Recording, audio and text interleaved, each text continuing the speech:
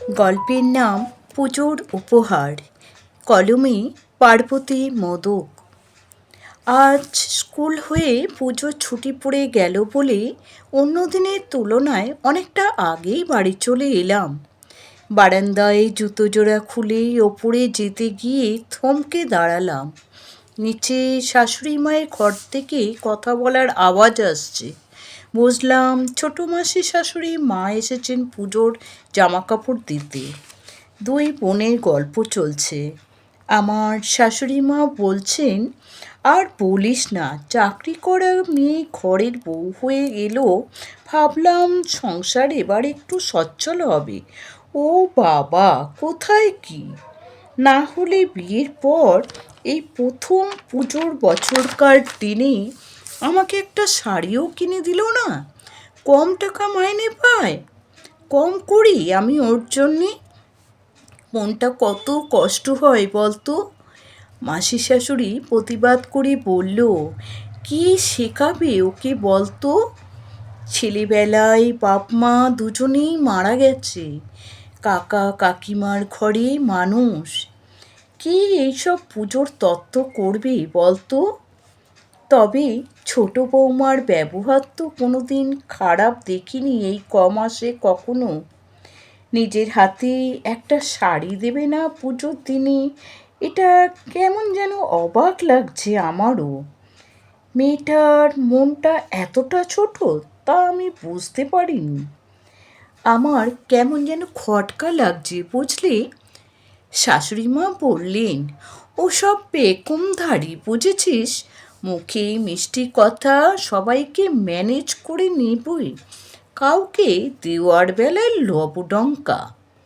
এই তো বড় বউয়ের বাপের বাড়ি থেকে এসে শাশুড়ি শাড়ি মিষ্টি দিয়ে গেল। বড় বউ ছেলেও বাড়িতে এসে শাড়ি দিয়ে গেছে। এমনিতে শাড়ির অভাব নেই আমার, কিন্তু ওর তো একটা কর্তব্য বলে জিনিস আছে নাকি। এই নাকি শিক্ষিত, মেয়ের শিক্ষার নমুনা। আমি নিজের মনে মুচকি হাসি হেসে চলে গেলাম। যতই আমার নামে নিন্দা করুন, আমি ঠিক শাশুড়ি মাকে শাড়ি দেব না, কিনিও নি। দেখি না কি করে, কত নিন্দা করতে পারে ছোট বউয়ের। নিজের ঘরে এসে ফ্রেশ হয়ে চেঞ্জ করে নিচে নামলাম। মাসিমার সঙ্গে দেখা করা দরকার। মাসিমার জন্যে কেনা গরদের শাড়িটা আলতা সিঁদুর হাতে করে শাশুড়ি মার ঘরে ঢুকলাম।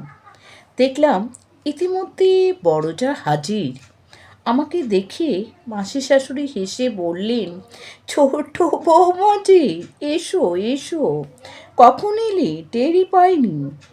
আমি হেসে বললাম, এই তো খানিক আগে। আপনারা গল্প করছেন বলে আর ডিস্টার্ব করিনি। একেবারে ফ্রেশ হয়ে নামলাম। তারপর হাতে জিনিস কটা দিয়ে প্রণাম করে বললাম, পুজোয় পরবেন। তারপর উনি শাড়িটা দেখে বললেন, খুব সুন্দর হয়েছে বৌমা, তুমি নিজের হাতে দিয়েছো, আমি নিশ্চয়ই পরবো। এমন সময় বড়জা শাশুড়ি মাকে বললেন, মা, আমি আর তোমার ছেলে যে শাড়িটা এবার দিয়েছি মাসিকে দেখাও, আর আমার মা বাড়ি থেকে যেটা দিয়েছে সেটাও দেখাও। শাশুড়ি মা উঠে গিয়ে সঙ্গে সঙ্গে আলমারিটা খুলে দুটো শাড়ি এনে বিছানায় ফেললেন। দেখুন, মাসিমা দুটো শাড়ি হাতে দিয়ে বললেন, মুগা সিল্ক, আর আমরা দিয়েছি ঢাকাই জামদানি। আসলে মা সেভাবে ভালো শাড়ি পরতে পারেনি কোনো দিন, তাই আমার মাকে বলে রেখেছি যে মাকে একটু দামি শাড়ি দিতে, যাতে বিয়ে বাড়ি কাজের বাড়ি পরে যেতে পারে। তারপর শাশুড়ি মায়ের দিকে চেয়ে বলল, আচ্ছা মা, তুমি কখনো মুগা সিল্ক পরেছ? ছোট বয়সে দুই ছেলে নিয়ে বিধবা হলাম, কোথায় পাবো বলো তো ওসব? তাঁত ছাপাতে জীবন চলে গেল। তখন যা আমাকে বলল, রিনি, তোমার কাকা কাকিমা এসেছিলেন নিশ্চয়ই? আমি তো ছিলাম না, বাপের বাড়ি গিয়েছিলাম, হয়তো সেই সময় এসেই দিয়ে গেছেন। আমি তো দেখতে পারিনি। কেমন দিয়েছে, দেখাও দেখি। না, তারা আসেননি, আর আসবেনও না। আমি বারণ করেছি। এত বছর আমার জন্যে ওনারা যা পেরেছেন, যতটা পেরেছেন আমার জন্যে করেছেন। পড়াশুনো শিখিয়ে নিজের পায়ে দাঁড় করিয়েছেন। তাদের নিজের সংসার, ছেলে মেয়ে আছেন। আমি এখন স্বাবলম্বী। এখন আমি যাকে যতটুকু করার তাকে ততটুকুই করব। শাশুড়িমা বোধহয় রাগ আর সামলাতে না পেরে মুখ ভেঙচে বললেন, আমি যাকে যতটুকু করব মুখে বড় বড় কথা। এই জন্যে সারা বছর খেটে মরে। পুজোর সময় একটা ছাপা শাড়িও শাশুড়ির কপালে জোটে না। বড় যা শাশুড়ি মায়ের এই কথায় বোধহয় খুব আনন্দ পেল। মুখ টিপে টিপে হাসতে হাসতে বলল, আমি তাহলে সবার জন্য একটু চা করে আনি, বলে রান্নাঘরে চলে গেল। তখন মাসি শাশুড়ি বললেন, আশ্চর্য ছোট বৌমা, তুমি সবার জন্যে কেনাকাটি করেছো শুনলাম, এমনকি এই মাসি শাশুড়িটাকেও ভোলোনি, কিন্তু শাশুড়ির জন্যে ভুলে গেছো? বিশ্বাস করতে পারছি না। আমি কথার উত্তর না দিয়ে শুধু একটু হেসে উঠে ওপরে চলে গেলাম। মিনিট 3 এক পর এসে আমি খাটে বসা শাশুড়ি মায়ের হাতে একটা বাক্স দিয়ে বললাম, দেখো তো পছন্দ হয় কি না। বিয়ের পর থেকে প্রায় দিনই শুনে এসেছি তোমার মায়ের শেষ স্মৃতিটুকু পালাজোড়া ছেলে মেয়েদের মানুষ করতে গিয়ে ধরে রাখতে পারিনি। চিরকাল কানে শুধু দুটো টপ আর গলায় একটা সুতোর মতো চেন পরে কাটিয়ে দিলে। তাই আমি আর তোমার ছেলে মিলে ঠিক করেছি যে দুজনে মিলে এবছর একটা গড়িয়ে দেবো। আসলে জিনিসটা সবার সামনে দিতে চাইনি, তাহলে দিদিভাইয়ের খুব খারাপ লাগতো। আসলে ওকে কিভাবে বোঝাবো যে উপহারে কোনো ব্র্যান্ড হয় না, উপহারে কোনো মূল্য হয় না, উপহারের কোনো প্রতিযোগিতাও হয় না। উপহার দেওয়ার শুধু মনটা থাকতে হয়। দেখলাম শাশুড়ি মায়ের হাত দুটো থরথর করে কাঁপছে, চোখে জল টলটল করছে। আমি ওনার হাত দুটো পালাজোড়া পরিয়ে দিয়ে বললাম, এই হাত কড়া দিয়ে ভালোবাসায় বাঁধলাম, কখনো যেন খোলার চেষ্টা না করা হয়।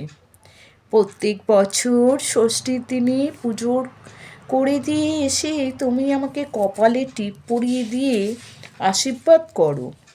আমার ছেলের যা জামা কাপড় মেলে দিয়ে গুছিয়ে রাখো। আমার ঘর মুছে বিছানা গুছিয়ে দাও।